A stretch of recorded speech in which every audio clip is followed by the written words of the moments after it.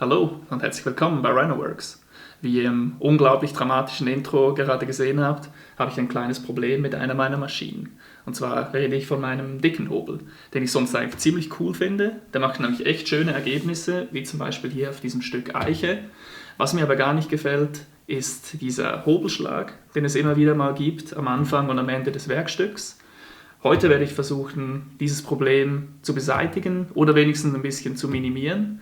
Und zwar möchte ich eine Tischverlängerung für meinen dicken Hobel bauen und ich werde das testen, ob das nachher wirklich bessere Ergebnisse liefert. Los geht's! So eine Tischverlängerung sollte natürlich möglichst wenig durchhängen. Darum habe ich mir hier 21 mm dicke Siebdruckplatte zuschneiden lassen im Baumarkt. Und zwar für die gesamte Breite, die ich hier zur Verfügung habe. Das sind beim Triton dicken Hobel 317 mm. In der Länge könnt ihr variieren. Ich habe jetzt hier 1,20 Meter genommen. Damit verdopple ich eigentlich die Länge, die ich jetzt momentan zur Verfügung habe. Ich hoffe, dass das so reicht.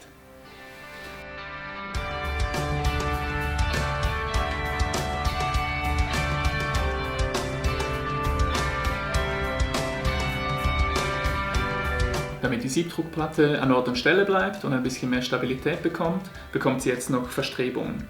Leider habe ich keine Siebdruckplatte mehr über, allerdings habe ich noch diese fetten Multiplex-Stücke von meinem Homeoffice-Schreibtisch-Projekt und die scheinen mir recht passend dafür. Los geht's!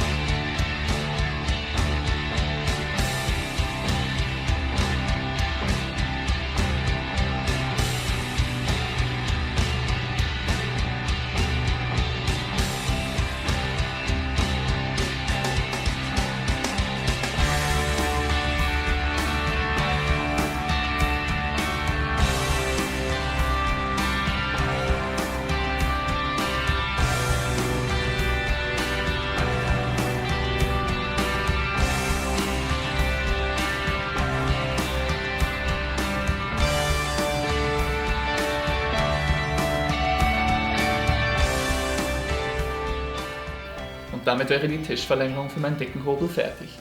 Damit das Ganze ein bisschen besser gleitet, habe ich hier noch dieses Silbergleitzeugs draufgeklatscht. Ich bin ehrlich gesagt gar nicht sicher, ob das für so eine Siebdruckplatte geeignet ist. Ich habe dazu auch im Internet nichts gefunden. Wenn ihr es wisst, schreibt es mir doch mal in die Kommentare, würde mich interessieren. Viel wichtiger ist jetzt aber, ob dieses Ding auch wirklich funktioniert, ob der Hobelschlag besser wird, und das probieren wir jetzt gleich aus.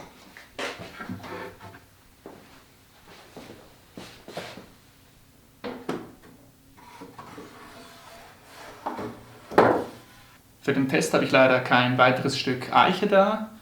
Ich habe aber dieses Stück Buche noch gefunden, damit sollte das auch wunderbar klappen. Ich habe das hier wieder auf dieses gerade Stück Multiplex geklebt mit doppelseitigem Klebeband und schauen wir mal, ob der Hobelschlag jetzt besser ist.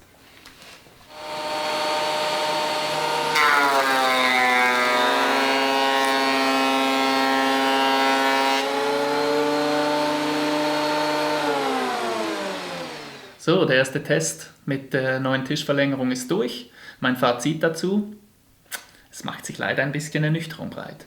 Und zwar ist auf diesem Stück Buche der Hobelschlag leider immer noch zu erkennen. Vielleicht ist er nicht ganz so krass ausgefallen wie bei unserem ersten Test ohne Tischverlängerung.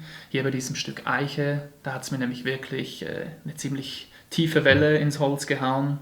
Es kann also sein, dass der Hobelschlag durch die Tischverlängerung ein bisschen minimiert wird. Ganz wegbringen wird man ihn damit wohl auch nicht. Was mir aber aufgefallen ist, dass beim Ende des Werkstücks gar kein Hobelschlag mehr zu sehen ist. Bei der Eiche habe ich tatsächlich noch etwas Hobelschlag vom Wegnehmen des Werkstücks bekommen. Also gut möglich, dass die Tischverlängerung zumindest dazu beiträgt, dass am Ende des Werkstücks kein Hobelschlag mehr entsteht. Tja, mein Fazit zu der ganzen Geschichte. Man kann das machen, es bringt ein paar Vorteile, der Allheilbringer aller Werkstattvorrichtungen ist es allerdings nicht. Wenn euch das Video trotzdem gefallen hat, auch wenn das Ganze nicht so ausgefallen ist, wie ich mir das gerne erhofft habe, würde es mich sehr freuen, wenn ihr mir einen Daumen da lasst, was Nettes in die Kommentare schreibt und ganz wichtig, meinen Kanal abonniert. Es kommt nämlich bestimmt noch mehr.